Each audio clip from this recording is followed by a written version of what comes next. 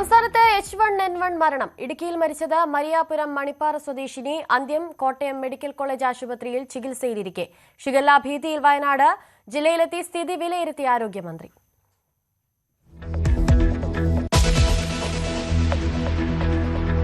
ഒടുവിൽ തെറ്റുകൾ ഏറ്റുപറഞ്ഞ CPM. വെള്ളാപ്പള്ളിയെ തള്ളിപ്പറയാഞ്ഞത് പോരായ്മയായി. അയ്യപ്പ സംഗമത്തിൽ യോഗി ആദിത്യനാഥിന്റെ സന്ദേശം വായിച്ചത് തിരിച്ചടിയായി.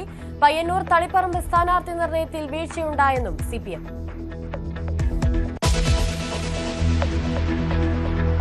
മാസപ്പടി കേസിൽ വീണ ടിക്ക് ED സമൻസ്. വെള്ളിയാഴ്ച ഹാജരാകാനാണ് നിർദ്ദേശം. CMRL ഉദ്യോഗസ്ഥരടക്കം 9 പേർക്കും ED സമൻസ്.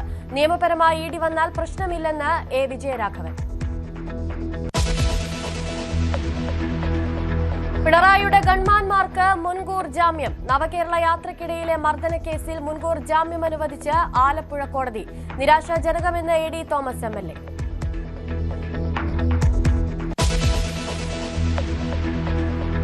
ടിനി ടോമിനെതിരായ പരാതിയിൽ മൊഴി നൽകി നടി അൻസിബ. ടിനി ടോമിനെതിരെ തെളിവുകളുണ്ടെന്ന് നടി. കേസ് രജിസ്റ്റർ ചെയ്തില്ലെങ്കിൽ കോടതിയെ സമീപിക്കുമെന്നും അൻസിബ.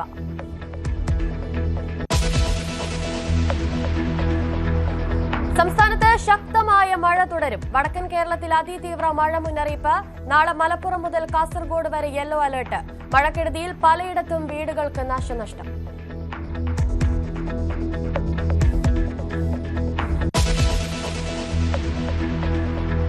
കടിച്ച ആപ്പിൾ പ്രവർത്തകർക്ക് എറിഞ്ഞുകൊടുത്ത കർണാടക മുഖ്യമന്ത്രി DK ശിവകുമാർ.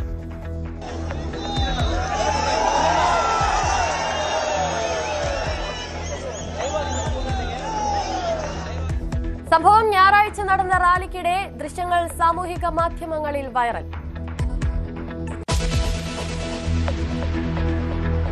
അനധികൃത ഓൺലൈൻ മാധ്യമങ്ങൾക്കെതിരെ രമേശ് പിഷാരടി MLA.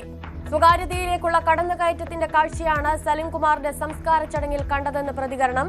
ചന്തുവിന്റേത് സ്വാഭാവിക പ്രതികരണമെന്നും പിഷാരടി. സുകുമാരൻ മരിച്ചപ്പോൾ പൃഥ്വിരാജിനുണ്ടായ അനുഭവം സമാനമെന്ന് മല്ലിക സുകുമാരൻ.